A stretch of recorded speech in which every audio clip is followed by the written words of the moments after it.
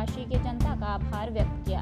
जिस तरह से प्रयाग में कुंभ स्नान करने के बाद लोग काशी आ रहे हैं और बाबा काशी विश्वनाथ का दर्शन कर रहे हैं और काशी की जनता उनकी सेवा में लगी है, यह वाकई हमारे सनातन धर्म का आगाज हो चुका है। हम लोग भी निरंतर नमामि गंगे के बैनर तले एवं व्यापार मंडल के सहयोग से निरंतर सेवा भाव कर रहे हैं। जिस किसी भी यात्री को या दर्शनार्थी को किसी प्रकार की दिक्कत न हो, इसका पूरा ख्याल रखा जा रहा है। उज्ज्वल वर्मा ने एक सवाल के जवाब में कहा कि विपक्ष धर्म पर राजनीति करना बंद कर दे, क्योंकि महाकुंभ हम लोगों की आस्था का प्रतीक है और जिस तरह से विपक्ष का कुंभ पर बयान आ रहा है, यह उन लोगों की छोटी मानसिकता को दर्शाता है। उज्ज्वल वर्मा ने कहा कि विपक्ष को सिर्फ कुर्सी की लालच है, इसलिए उल जुलूल बयान देकर जनता को भ्रमित कर रही है। पहले तो जितने लोग आएंगे हम लोग सबका स्वागत करेंगे काशीवासी, और सेवा तो हमारे प्रधानमंत्री जी का ही कहना है कि आप जितना सेवा हो सके उतना सेवा करिए। और मैं पूरे देशवासियों से कहूँगा जो कुंभ आए वो काशी विश्वनाथ मंदिर जरूर आए, काशी विश्वनाथ कॉरिडोर देखें, यहाँ भी माँ गंगा का स्नान करें। जिस तरह से आज प्रधानमंत्री नरेंद्र मोदी ने संगम स्नान किया है, क्या कहेंगे? वाकई हमारे सनातन की एक नई परिभाषा चालू हो चुकी है।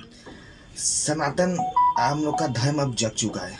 प्रधानमंत्री जी जो सपना लेके इस पाई महाकुंभ को चालू किए थे, इतने बड़े लेवल पे प्रचार किए, माननीय प्रधानमंत्री जी और माननीय मुख्यमंत्री जी का प्रचार का देन है कि आज देश विदेश से लोग आए, विदेशी लोग सनातन धर्म अपनाने लगे और सनातन अब जग चुका है। जात पात की करो विदाई, हम सब हिंदू भाई भाई। अब हम हिंदू जग चुके हैं, सनातन एकता हो चुका है और इतने बड़े लेवल में महाकुंभ मुझे लगता है इतिहास में कभी नहीं हुआ होगा। विपक्ष के नेता माननीय अखिलेश जी बोलते हैं कि आप संभाल नहीं पाए। क्या अगर अखिलेश यादव की सरकार होती तो इतने हिंदू आते? आने से लोग डरते थे। मैं आंध्र प्रदेश के लोगों से पूछता हूँ कि भैया आप इतने आते हैं, वो बोले कि अब मुझे डर ही नहीं है। पहले यूपी में आने में डर लगता था जब समाजवादी पार्टी की सरकार थी। ये मैं नहीं बोला हूँ, तेलंगाना के लोग बोले हैं, महाराष्ट्र के लोग बोले हैं, गुजरात के लोग बोले हैं। इतने बड़े लेवल पे किसी का हिम्मत नहीं था, किसी की हैसियत नहीं थी कि इतने बड़े लेवल पे महाकुंभ कराया जाए। बात की जाए तो जिस तरह से गंगा पर जया बच्चन ने टिप्पणी की है, क्या कहेंगे उस पर? जया बच्चन जी को देखिए, आप पहले तो ये नहीं बोलना चाहिए था। उनको यही नहीं पता कि उनके राष्ट्रीय अध्यक्ष तब क्यों गए नहाने। जिस पार्टी का राष्ट्रीय अध्यक्ष उसी गंगा में डुबकी लगाता है, नहाता है, पूजा करता है और उसी पार्टी की संसद बोलती है। और ये अमिताभ बच्चन जी इतने सीनियर हैं कि मैं बहुत ज़्यादा उनके खिलाफ तो नहीं बोल सकता। वो अमिताभ बच्चन जी की तरफ से लगातार कुंभ में भंडारा चलाया जाए। जया बच्चन जी को एक बार अपने पति से, अपने राष्ट्रीय अध्यक्ष से समझने का ज़रूरत है। मणिपुर में तो हम लोग एक तरफा जीत रहे हैं। आप देखिए, इस समय समाजवादी के तमाम नेता फर्जी आरोप लगाने को पागल हो चुके हैं। जब इनके पास कुछ नहीं मिलता ये फर्जी आरोप लगाते हैं। जब अभी लोकसभा में ये चुनाव में ज़्यादा सीट आए थे तो ईवीएम पे शांत हो गए थे। अब मिल्कीपुर चुनाव हम लोग जीते हैं तो इन लोग को लगता है कि वहाँ धांधली हो रहा है, झूठ सच। अजीत प्रसाद जी सुबह से झूठ का पहाड़ा पड़ रहे हैं। अवधेश जी 2 दिन पहले लगे होने। ये अवधेश प्रसाद जी मुझे लगता है कि अब उनको राजनीति से संन्यास ले लेना चाहिए और मानसिक अस्पताल में जाके अपना इलाज कराना चाहिए।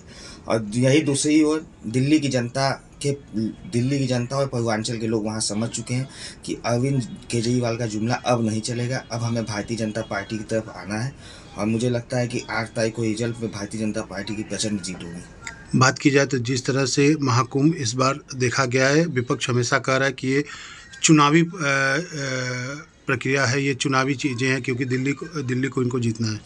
अच्छा, 6 साल में अर्धकुंभ, 12 साल में महाकुंभ लगता है। ये क्या, ये मतलब चुनाव देख के हम लोग 12 साल में महाकुंभ लगवाए क्या? ये तो हिंदू के आज से नहीं है, करीब सैकड़ों साल से चला आया परंपरा।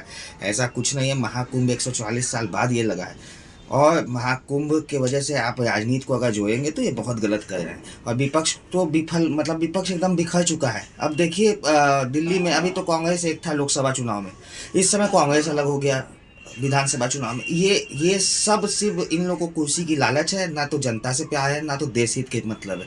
इस समय बजट आया, बजट इस समय विपक्ष पहले बोलता था बजट ऐसा है वैसा, इस समय बजट पे भी विपक्ष नहीं बोल पा रहा है।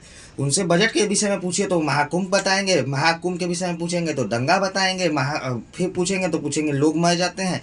एक छोटी घटना हो गई, वो दुर्घटना थी, उसका लिए मैं खुद श्रद्धांजलि देता हूँ उतने लोग को। लेकिन विपक्ष को समझना चाहिए, साथ देना चाहिए, देश हित में रहना चाहिए।